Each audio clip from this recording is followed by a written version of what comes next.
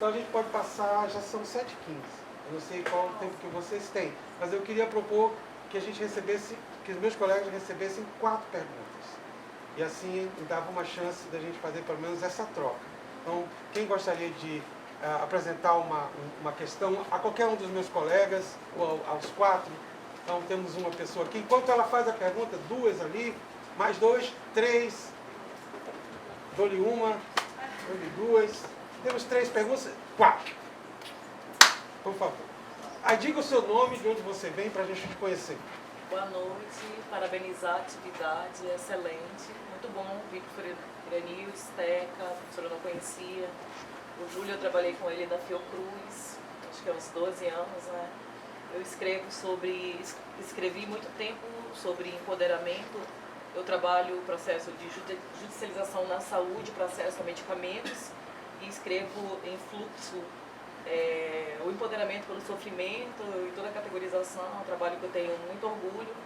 Foi lá atrás, quando nós trabalhamos no Profaps, né, na Estela Haddad, CEGETS, e nós estivemos muito próximo enquanto formação, controle social, mesa de negociação, PCCR, né, um cara assim que eu gosto muitíssimo.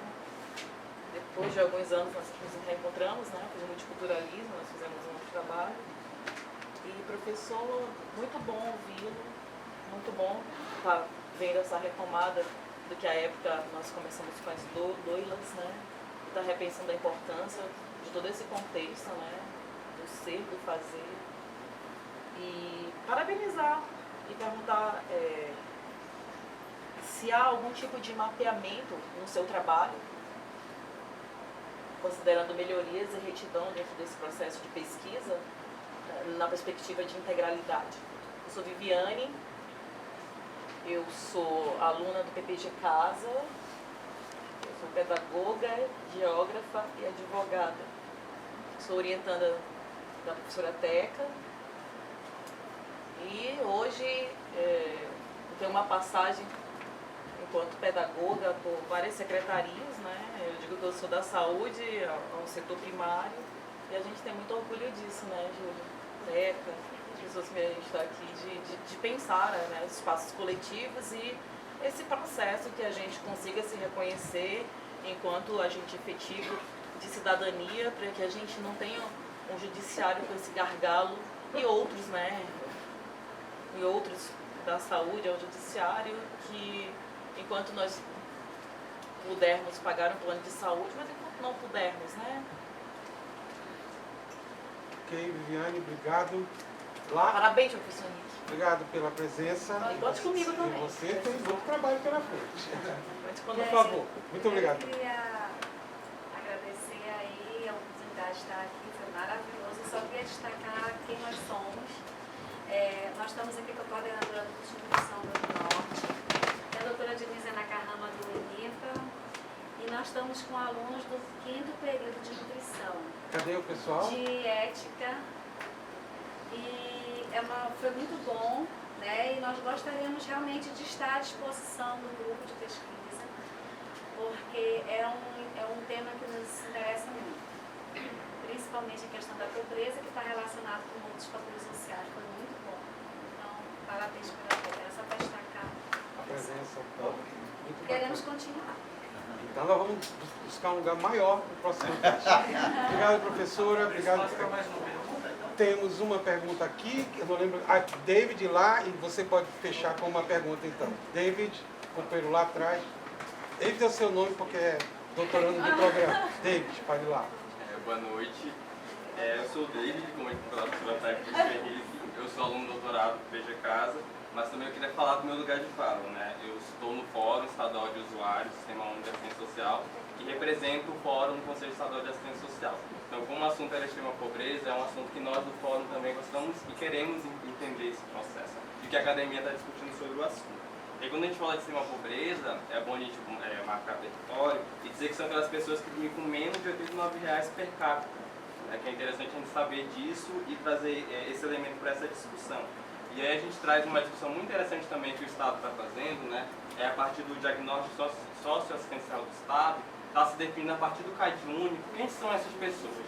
né? Então eu acho que é um dado interessante também para a gente trazer para a roda, né, que é importante a gente entender quem são essas pessoas, quem são esses usuários do Sistema Único de Assistência Social, que acessam os benefícios de transferência de renda, seja Bolsa Família, o BPC e outros benefícios. Né? Então é importante a gente entender quem são essas pessoas. No diagnóstico, infelizmente, o Estado acabou não identificando esses usuários. É uma coisa que nós do Fórum trouxemos para o debate. Quem são? Qual é a etnia desses usuários? Qual é o gênero desses usuários? Eles são agricultores e o CAD único é uma ferramenta muito importante porque tem uma riqueza de detalhes. Tem uma riqueza de informações que podem ser usadas para identificar quem são essas pessoas que estão em extrema pobreza. E a pergunta, né, que eu trago para esse debate hoje é justamente nesse sentido do que o professor Júlio falava, né, que é dessa falta de acesso a políticas públicas, né, que acaba prejudicando, não é o fator renda econômica, principalmente a falta de acesso a políticas públicas. E o diagnóstico socioassistencial do Estado traz um elemento muito importante, que é sobre a violação de direitos, né, como está a violação de direitos do Estado do Amazonas. E o diagnóstico traz que o público que tem maiores violações de direitos é a criança e adolescente no Estado do Amazonas. E aí também o ODS demonstra que é esse público que é caracterizado como uma renda mais baixa. Então, justamente, a falta de acesso a políticas públicas traz esses impactos, nessa vulnerabilidade, e essa vulnerabilidade traz a violação de direitos. A gente tem, por exemplo, o município de Alvarães, que é o município que nós temos mais violações de direitos das crianças e adolescentes. E é um município que é invisibilizado, porque muitas vezes a gente não tem CRAS, né, benefício de CRAS para chegar lá, de creche para chegar lá, não tem abrigo institucional, e essas crianças vão para onde? Então são assuntos que a gente tem que trazer para o debate, né, para enriquecer esse debate, né, e entender então, né, nesse processo todo, quem são essas pessoas vulnerabilizadas, e o que está sendo feito enquanto Estado, enquanto política pública, para mudar essa característica, essa vulnerabilização desses atores, dessas pessoas que estão envolvidas nesse processo. Obrigado, David. O 1.3 é o indicador que vai trabalhar a questão do acesso à política de transferência de renda. Você já está convidado aqui para o próximo debate. Companheiro lá atrás, gentileza. Boa noite, eu sou o Gustavo, da OVAN, é uma organização indigenista. Eu também sou indigenista. Então, só queria compartilhar um pouco a reflexão que vocês trouxeram em relação à pobreza, né? Eu fiquei me questionando aqui como quando a gente usa esse indicador para demonstrar isso. E aí eu fiquei pensando aqui, por exemplo, se a gente pegar uma terra indígena e dar uma compensação ambiental de uma hidrelétrica ou de outros empreendimentos, então a gente vai ver que eles, de fato, eles vão ter uma renda maior. Só que, na realidade, o impacto também dessa renda gerada por uma compensação ambiental, a gente está vendo lá o Belo Monte, né, a situação toda que está sendo lá na região do Chico. Então, para mim é um pouco assim, eu fiquei me preocupando um pouco, né, e aí retomando um pouco, a gente iniciou um trabalho alguns anos atrás sobre manejo pesqueiro, enfim, e aí a gente perguntava, né, quanto que no início do diálogo, das conversas, era sobre a geração de renda, quanto que gerava de renda com a venda da pesca. E eles tinham uma dificuldade muito grande também de saber quanto que tinha entrado de recurso com aquela venda daquele peixe. Então também, talvez, não estou aqui questionando a forma como é feito o censo, mas isso também pode ser que parte desses dados também, às vezes, eles ficam deixados de lado porque é a tradição da oralidade, né? Não tem o registro. A gente tentou trabalhar, vamos sistematizar quanto foi vendido e tal. Então é um pouco assim essa reflexão e como a gente pensar talvez outros indicadores, um pouco na linha que a professora trouxe, né, de outros indicadores, porque isso me preocupa a gente falar, por exemplo, que o Povo Palmaria agora está numa situação de pobreza extrema, sendo que, sei lá, o manejo trouxe várias outras questões da autoestima, geração de renda, garantia da segurança alimentar que não tinha, e para finalizar, desculpa, me preocupa ainda mais com esse governo, porque ele pode também utilizar disso e demonstrar que aonde tem renda, os indígenas estão fora da pobreza, mas talvez aonde tem renda é onde tem soja, onde tem gado, onde tem mineração e onde tem hidrelétrica. E aí legitimar um discurso para a implementação desses empreendimentos e esse modelo de desenvolvimento. Henrique, senta aqui, Obrigado. Boa noite também, sou José Cardoso, não sou da academia, não sou da pesquisa, sou empreendedor. Através do convite do Danilo, tenho acompanhado vocês também, né?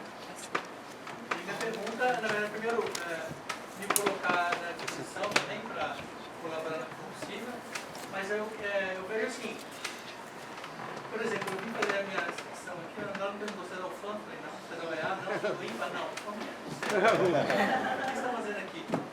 Mas acho que é muito interessante, se há algum canal de comunicação com a sociedade empreendedora da região, o que é feito em parceria que pode trazer benefício.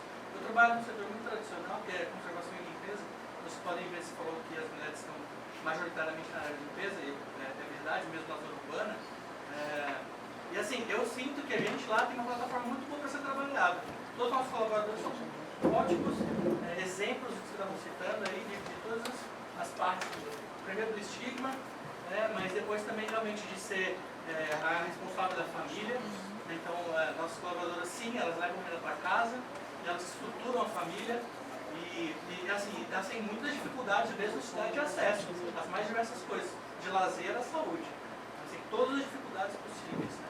E eu sinto que a gente, isso é uma questão, acredito que no Brasil a gente tem muito disso, né? O distanciamento da academia para a sociedade, mesmo que a extensão funcione, acho maravilhoso, a pesquisa e tudo mais, porém, acredito que a gente tem um gap gigante com o mercado. Né? Que fala mercado, por dar um palavrão, é terrível.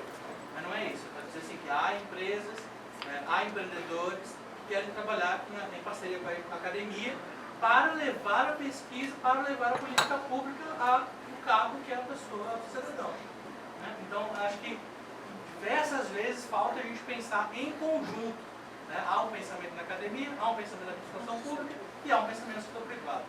Isso um chão gigante de distanciamento entre um e outro. Né? Então, queria pensar assim, se há alguma coisa nesse sentido, né? De pensar junto com o setor privado, alguma coisa, há um espaço para isso? Não, o setor privado não entre aqui, pelo amor de Deus. E outro ponto, assim, concluir, então, era esse um pacote, né? O outro é sempre que uma oportunidade interessante para todos, a gente tende a fazer os debates no nosso espaço de conforto. Né? Então, aqui é muito legal a gente inventar o Bolsonaro e eu junto. Inventemos. Porém, qual é o espaço que nós temos para dialogar com o lado contrário? Isso aqui é só uma provocação para todos os advogados. Então, uma merda, legal, pessoal, beleza, mas é espaço democrático. muito obrigado. Infelizmente a gente vai ter que encurtar a nossa conversa, né? Acho que a Tatiana não tinha pedido. A senhora Tatiana, você vai pedir? Fala. Ou desculpa. Tem uma pessoa, não sei, vocês querem continuar? Tem mais uma pessoa que quer falar? A senhora Tatiana também? Vamos lá então, por favor, a gente encerra aqui. Se puder falar direto do que você pretende. Iraildes, professora Iraildes. Ela comentou sobre essa divisão da pobreza entre zona urbana e zona rural. E eu queria saber se está sendo levado em consideração, por exemplo, o impacto que as empresas da zona profissional do polo industrial têm, né, sobre a questão da linha de xadrez, e o impacto também dessas empresas que atuam no distrito com relação ao interior, né, aos municípios do interior, seja na compra de matéria-prima ou qualquer outro tipo de trabalho. Se está sendo levado em consideração isso. Tanto também que a gente tem a Zona Franca e o Distrito do Orfanato, do local também. Obrigado. Você disse o seu nome? Natália. Natália, obrigado, Natália. Professora Tatiana, a gente... Por mais a lançar um desafio meu, é extremamente importante a gente construa entendimentos críticos, né, que possam contribuir para o planejamento do Estado. Então, falando com a secretária executiva de Ciência e Tecnologia, tem a Secretaria de Planejamento, a gente fez esse esforço, estamos fazendo esse esforço de incorporar ao longo de todas as ações do PPA as metas da ODS. É uma coisa que, desde a segurança pública até se faz, não é? Porque uma coisa é a gente falar entre nós.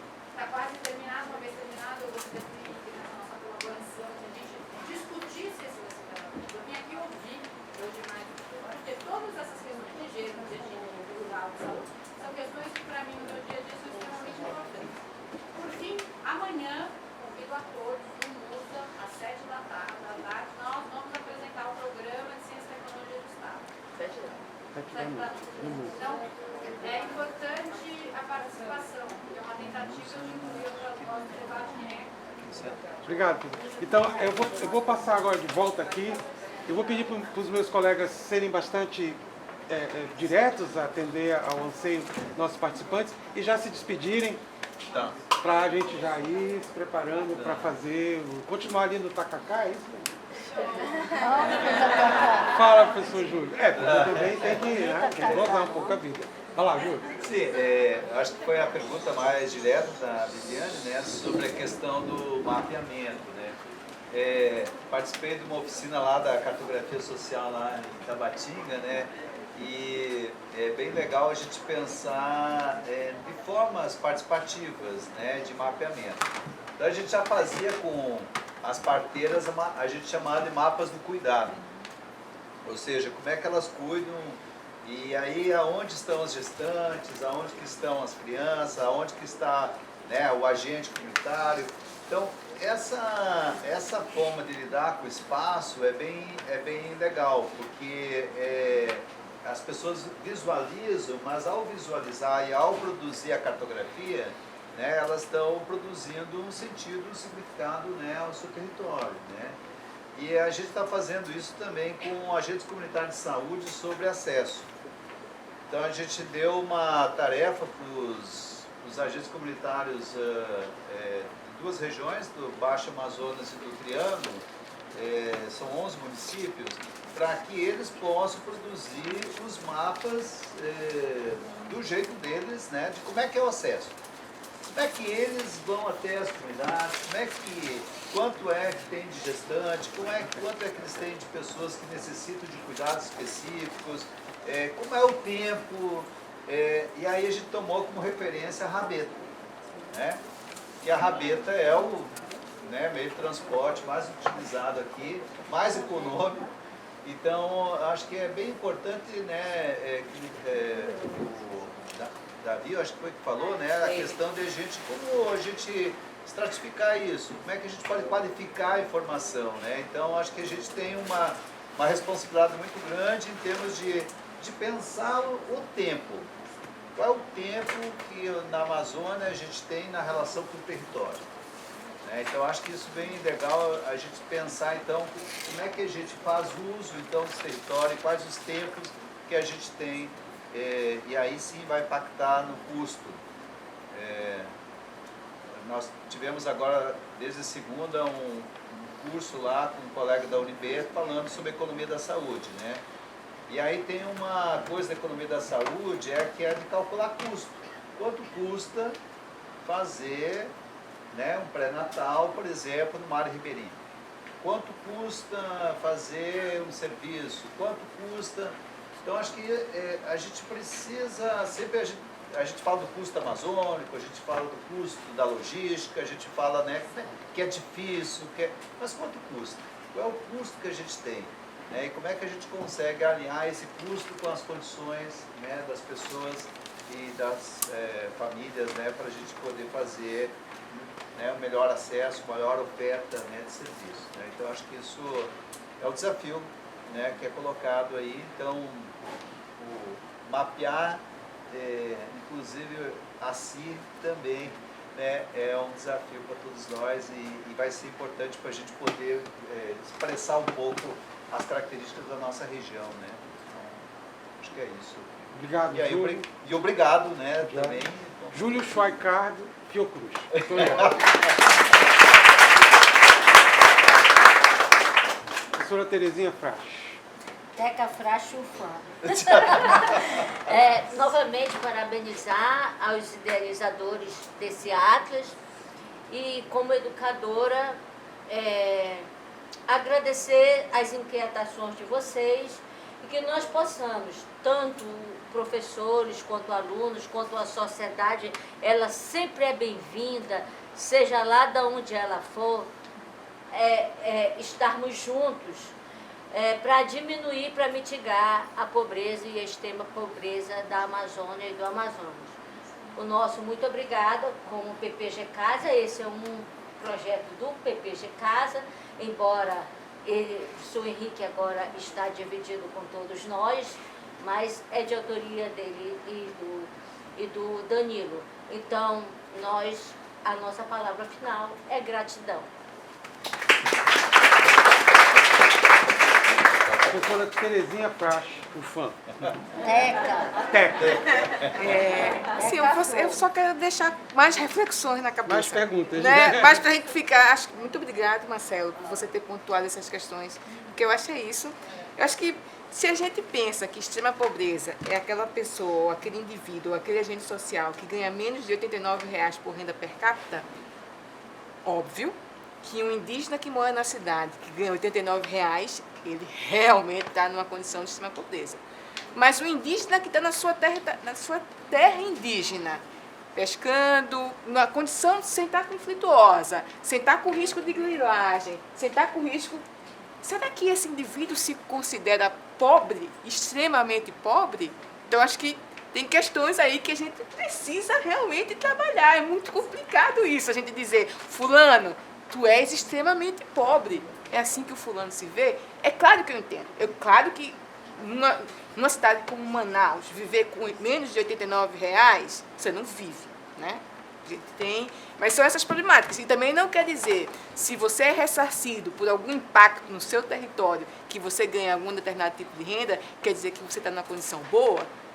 Seu rio foi poluído, parte do seu território foi desmatado. Você vive, então, tem questões que a gente precisa refletir mais nessa condição, que é a questão étnica, vai perpassar por isso. E aí eu encerro com o que o professor falou. Eu acho que, para o caso da questão indígena, além do território em situação, numa condição que eles possam ter uma reprodução de vida, né? A questão do acesso de políticas públicas é muito importante. Acesso à saúde, acesso à educação, extremamente importante, porque eu vejo que pode até não, de forma muito imediata, o acesso à educação, a gente não vê claramente aquele impacto, mas no decorrer da vida daquele indivíduo que estuda, né, um indígena que se formou na faculdade, um indígena que tem um trabalho, realmente isso vai impactar, né, a educação vai impactar na forma de vida dele. Né. Eu quero agradecer novamente, porque é um exercício, acho que é um exercício para a gente também, como é que isso reflete, né? Como é que a gente vai pensar essas questões no universo da sociedade, né? Que independente de contextos políticos, eu agradeço ao professor Henrique pelo convite, foi um desafio para mim também, porque não é um tema que eu trabalho, mas que eu fiquei pensando e matutando desde o convite. Doutora Ana Carla Bruno, IPA. Começou por aqui, termina aqui. Professor Iraildes Caldas. É isso, é ficar inquietos com essas categorizações do IBGE. Né? O IBGE nos coloca numa camisa de força para falar de pobreza no sentido do R$ 89,00. Realmente é muito pobre isso, não é? A gente olhar as vulnerabilidades apenas pelo âmbito econômico, não é? Será que aquelas mulheres que trabalham no pescado e que têm o pescado, né, fresco, a farinha, elas são pobres? Né? Eles chegam até a virar o fundo da canoa. Elas são pobres? Qual é o conceito de pobreza? Eu acho, Henrique, que a gente tem que ser ousado com essas coisas. E o IBGE ele é uma fonte. Né? Ele não é a pesquisa, ele não é o exame das coisas. Né? Então a gente tem lutado muito para inserir algumas questões no IBGE e já conseguimos. Eu posso falar no conceito de gênero, que a gente já conseguiu muita coisa colocar dentro das categorizações que eles fazem. Inclusive o termo mulher trabalhadora para a agricultura, que ela não é considerada trabalhadora. Né? Então, a moça que me perguntou sobre se tem impactos da Zona Franca no interior, nas comunidades, eu sou muito cética com relação a isso.